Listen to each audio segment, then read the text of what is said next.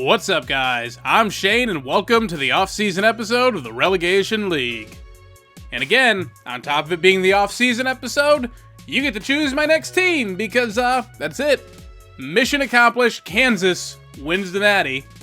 So we're going to take a look at their final stats, the All-Americans, and we'll see what else happens. Now, we are the only undefeated team left in the country, so of course we're number 1, but I love that UMass is number 2 behind us, because they beat number 3 Alabama in their bowl game. So, fitting that our two teams are the top 2 right now. Now, as far as All-Americans, obviously Hayes made it, he won the Heisman. We had Page and Goss down here, 2 of the top 3 votes for the Lombardi Trophy, so that makes sense. And Perry, who won Returner of the Year, getting first team. Hey, second team, we actually had an offensive lineman, not bad. Freshman All-American, Hayes. Bates was pretty good, so that's good to see him there.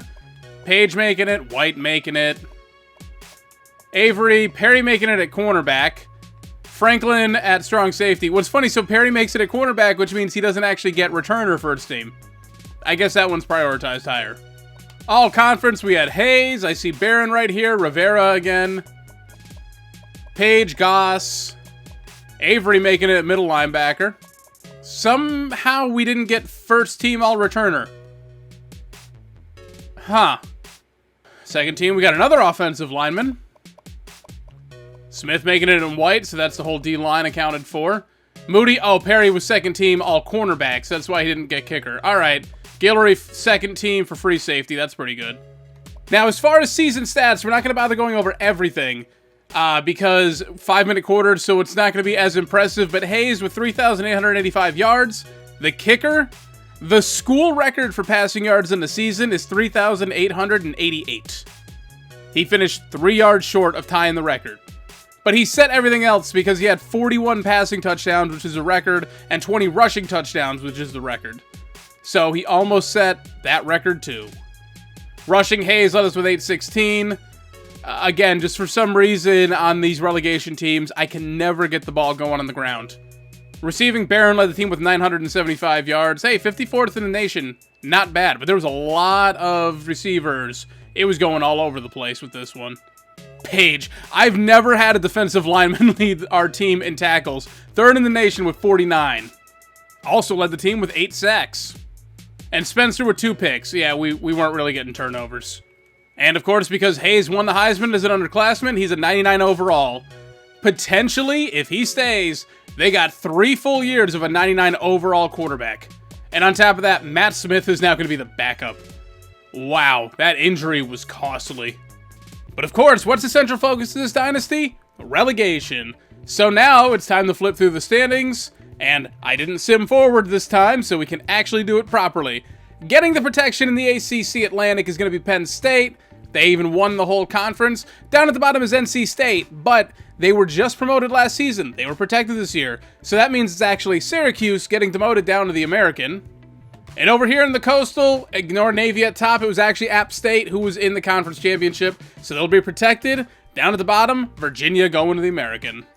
Now, in the American Conference, look at this cluster down at the bottom. Marshall, head and shoulders above everyone else. They'll be promoted to the ACC, but with tiebreakers, it will be East Carolina also going up because they beat Temple and Maryland. Like, it's not a 3-way tie situation. They just straight up beat the other 2 6-6 teams. It is funny to me that we got Boston College, Duke, Wake Forest, and Pitt. We got 4 teams from the actual ACC sitting down here in the American. They've been here for a little bit too, and Maryland up there from the Big Ten.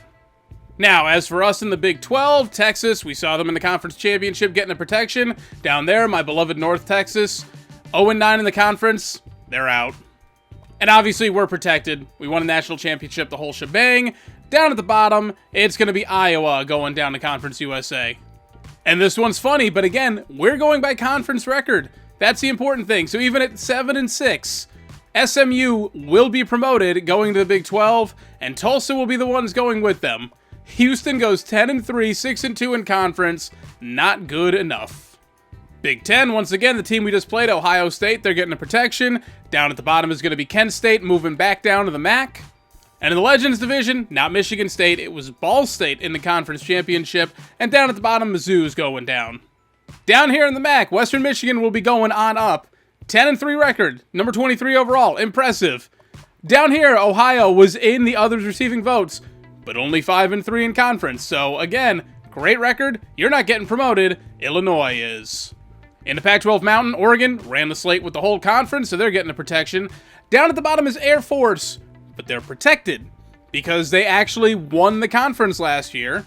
So this team up from them, Washington State, they're the ones getting sent down. Pac-12 Pacific, it's going to get ugly. So San Diego State made it to the conference championship. They're protected next year. Down at the bottom is Hawaii, but they just got here, so they're protected. Above them is Stanford, but they were in the conference championship last year, so they're protected. So actually, it will be Cal moving down to the Mountain West. And the two teams moving up, actually, this one's the least dramatic so far. San Jose State, Fresno State. San Jose State, number 24 in the country. Fresno State right there at like 27 in the others receiving votes. And finally, the SEC, Alabama won the whole thing, so they'll be protected. Down at the bottom, Troy, they're gone. Auburn went 1-11. Their only win was against Troy, so they're staying in the SEC because of that. And in the Glades, Florida State, they're getting protected. And down at the bottom, Florida, they're gone. Teams moving on up. Again, very balanced for this whole conference. FIU and UAB will be moving on up. But again, Georgia State down here with an 8-5 record, not good enough. Now again, as far as the teams that we're going to be able to pick, that's going to be later in the episode. I'm actually going to get you guys the full breakdown with their overalls and stuff like that. So we will go over that soon. Now it's time to advance forward, and we'll just sort of take quick looks at all the stuff happening in the offseason for us. Alright, you can tell just from the bottom, our offensive and defensive coordinators both left, so we got brand new people there. But again, looks like the def coordinator is actually pretty good. It's not our problem. Players leaving, we got Barron. He's getting drafted, second round pick, pretty good. Only one drafted. Mullins down here, 94 overall, is not enough. And obviously Cyclone wasn't going to get drafted either. We haven't seen the last of them. Alright, so here we are in the recruiting stage. Now, as you can see with the board, not a lot to go off of. Just going all in for this tackle here and hoping that Clemson doesn't do the same. Now, as far as who we've signed, actually a pretty decent class here. We got a 69 overall wide receiver, a 70 middle linebacker, a 71 wide receiver, a 65 wide receiver, 74 corner, a 65 tackle, 73 D-end.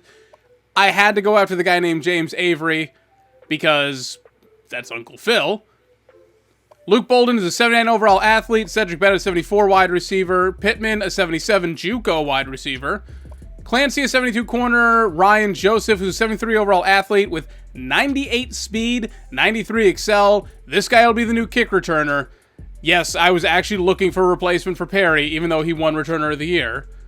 We did get a 78 overall tackle, a 74 middle linebacker, a 65 fullback, a 76 tight end, which is great with Barron leaving. Leon Johnson, a 78 overall athlete, 74 corner, 77 corner, 71 guard, 71 tackle, 76 center. Yeah, I mean, one hell of a class. I don't even know where our class rank is. I haven't looked. We are sitting at number 1. Can we go? Oh my God, we got 23 people. Number 2 only has 11. Can we go for the trifecta? Can we go for the Natty, the Heisman, and the number 1 overall recruiting class? Time to find out. Yep, there it is. We got him. Didn't get the other 2. That's okay. I didn't really want him. And that clinches it. A second straight number 1 class for Kansas. These guys might actually be more well set up than UMass was. Even though I definitely made a cluster out of the quarterback situation. Alright, now I'm curious. Okay, so we finished with number 1. I mean, head and shoulders above. That's fine. Oh, Notre Dame, 5 5-star prospects. God. Alright, UMass down here, number 16. That's respectable. Again, this is UMass we're talking about. That's pretty respectable. Anyone else really kind of weird up here? Rutgers, I guess, at 31. See, there's Georgia State, App State, sort of right in this range. So they're building something down there. Bowling Green at 44. They're in the Big Ten. I see, like, some of these classes are kind of weird for some of these schools, but with relegation, these teams are relevant. You know, there's no big surprises up near the top outside of us. You know, UMass being a top 25 class consistently, that's just us building it. Everyone else, relegation's helping. All right, now what I think is funny is with position changes. So Hayes is already maxed out, but because he gets his relevant stats maxed out, which I don't deem strength to be relevant to a quarterback, but because of that, I can throw him at halfback and make him a 99 overall. So Matt Smith could still play, because he's probably he may not be a 99 overall, but he's probably going to be like a 98. All right, so position changes, nothing really too crazy. Leon Johnson, he's actually an 81 overall wide receiver, 98 speed, 93 excel. I think I got to mix up with someone else. He's going to be playing free safety. I mean, not for us, but for them. Guillory will catch a red shirt, or not Guillory. Johnson will catch a red shirt. Guillory will finish out, and then Johnson will go right up and probably declare in his junior year, and then they'll be screwed. Bolden was an 80 overall quarterback. He's really fast. That seems like a good spot for him because Hayes and Smith, I have a feeling they're not playing out. Like, both of them might declare after this year, so you might need Bolden on the roster there because you never know what could happen, even though he'll be like fourth string behind Anderson, but at least there's an insurance policy. And the interesting one here is Joseph. He'd be a 73 overall wide receiver, a 72 halfback, or a 68 fullback. So I'm going to throw him at fullback. And then this way, I can redshirt both of these guys. And then the two fullbacks will leave, and they'll be all set at fullback for a while. All right, training results only relevant to us because there is still going to be the Deshaun Gaddy Jr. Award. Like, that's still a thing that happens, even though we had a Heisman winner. Matt Smith only getting a +3. Only a 97. Maybe he won't declare. Rooney got a +5. Yeah, so I'm all worried about having another quarterback on the roster, and this guy is going to be the fifth string quarterback. Bates is up to a 91 overall. Damn, +6 for Porter, too. Brooks getting a +7 down here for no good reason. Fullback Boyd is up to a 77. Whoopee. Brett Williams all the way up to a 92. So pretty good training results down here for these guys. Conley and Hayes getting pretty good results for the tight ends. And we got a 76 overall true freshman joining in with them. So I don't know who the starter is going to be, but I'm guessing Conley. Offensive line, well, Williams got some pretty good results for his senior year. Ooh, the center is getting a +6 and a +7. So Hicks will be taking over at center starting next year after Gray graduates. And there's there's another 76 overall center behind him. They're loaded, but I can't move them anywhere because they're not actually any good. All right, Page only got a +5. I mean, he's still an 85 overall sophomore. He's getting the Deshaun Gaddy Award, though. He'll be up to an 87. Goss getting a +5, though. He deserved probably better than that.